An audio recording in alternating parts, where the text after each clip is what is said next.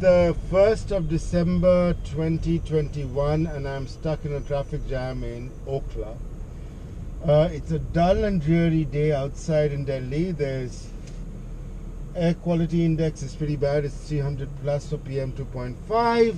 But the good news is I'm not contributing to the pollution today because I'm driving the Audi e-tron 55 Quattro, Audi's top end electric SUV. This car has, near as makes no difference, 400 horsepower. It has a 95 kilowatt hour battery pack with about 90 odd kilowatt hour usable.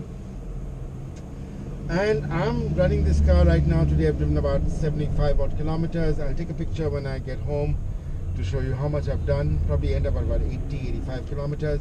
And I'm getting 4.4 kilometers per kilowatt hour, which is not bad at all, which is not bad considering this car, I mean, it cost me 8 rupees 50 at home per unit to charge the car. So I'm running this car at about $1.75.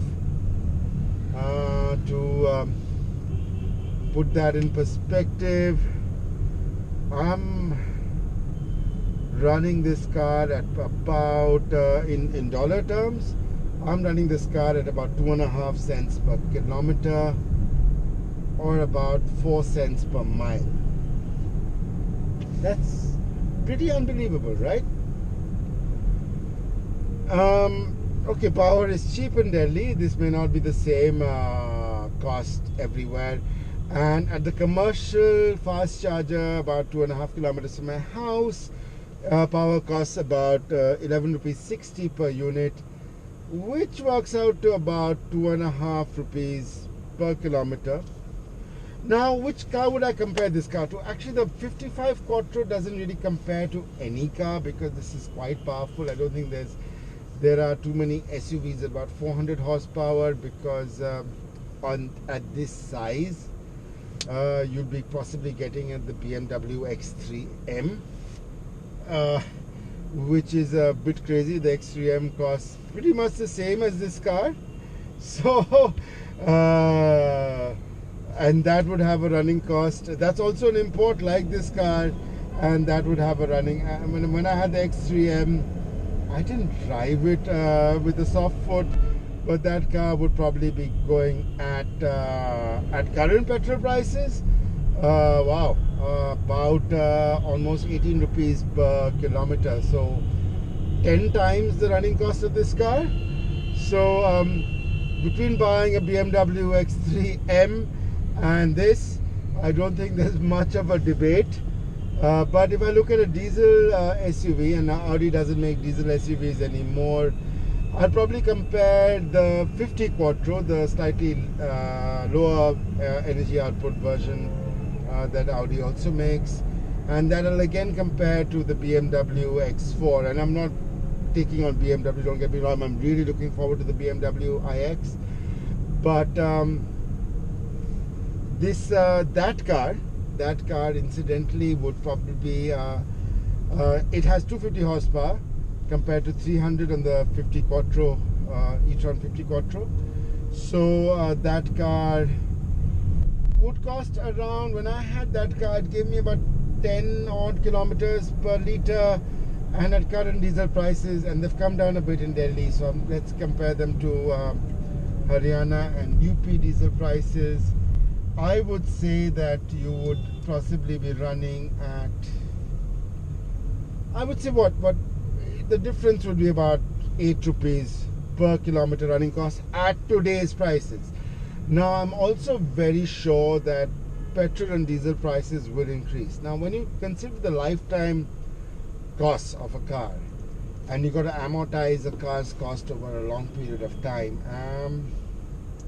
in 2021, it may not make that much sense. While petrol and diesel prices definitely will continue to rise, they will continue to go up towards, I won't be surprised if by 2025 fuel costs around, petrol, diesel will cost around 150 rupees a litre, maybe even sooner than that. And honestly speaking, there's a Rolls Royce that's been pulled over for a challan. That's a new one. electricity prices will probably go up from 8 rupees 50 a unit closer to 10, 11, 12 rupees per unit, particularly as you move to more and more renewable sources. But that's also a place where electric vehicles will play a role. And the reason I'm saying that is because electric vehicle batteries can be recycled into these giant inverters.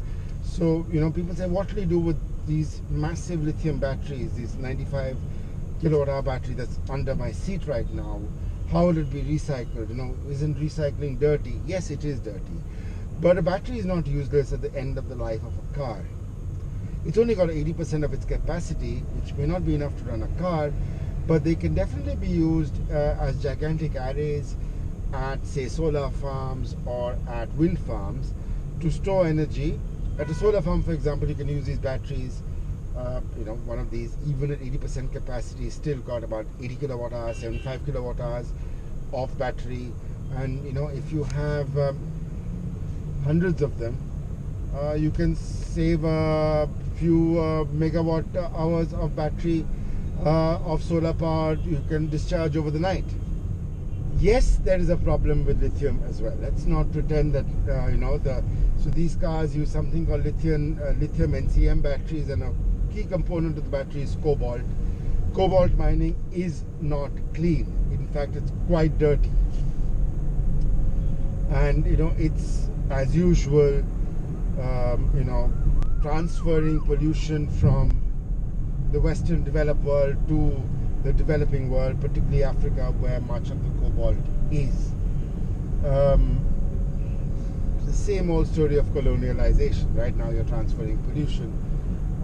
Earlier you transferred wealth from the developing world to the developed world. And of course India has quite correctly, in my opinion, said that we will not face out coal, we will face down coal. We did not give in to, I think at a level, some of the environmentalists talk from the white world, the developed world is very, almost like white supremacist. And you must do this. No, we must not. Anyway, that's a different debate. So that's what you can do with batteries. The other argument, of course, is that, India takes so much of its power from coal, so aren't we just transferring pollution from the cities to the coal plants? Yes, that is true, but most coal plants aren't in cities. Of course, you can see outside, a lot of the coal plants over here have been shut down. Delhi actually generates a lot of its power from gas. And going forward, I think things like the International Solar Alliance, where Narendra Modi has used a lot of his diplomatic capital, will help. So India's mix of power is going to change dramatically. That will make electric vehicles like this much more reasonable.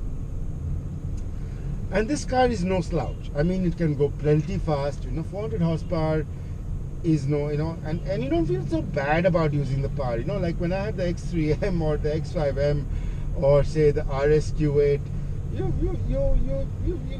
you feather the throttle at times because as an automotive journalist, you sometimes worry about your carbon footprint, and especially now that I have a baby at home.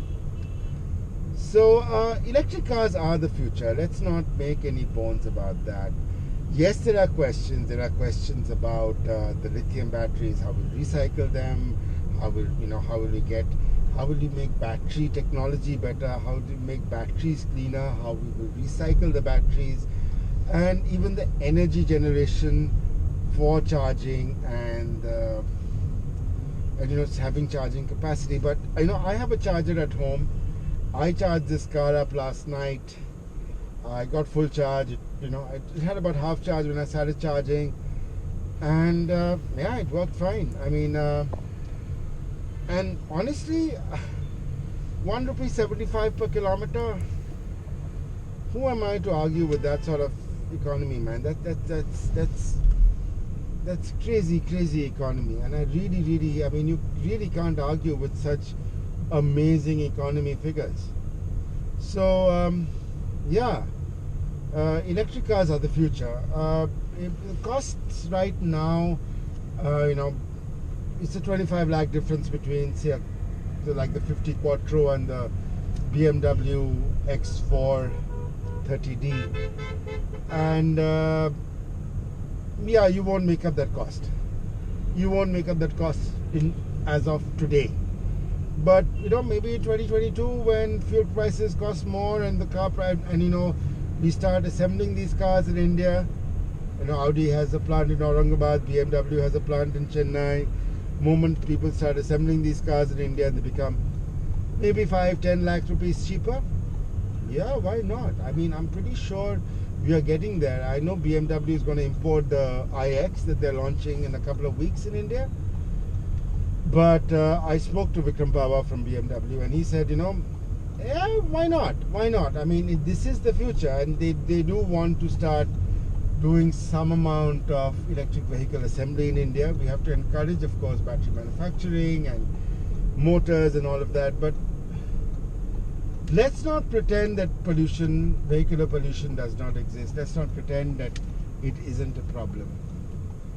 We need cleaner cars. Yes, cars are incredibly lean burn, but this is the future. And the future, from a running cost point of view, is extremely cheap. So yeah, thank you again for watching. I hope you enjoyed it. I mean, there are still questions, and I mean, if you have your comments, please do leave your comments. Please do leave your suggestions. I'd really like to hear them. And yeah, thanks again.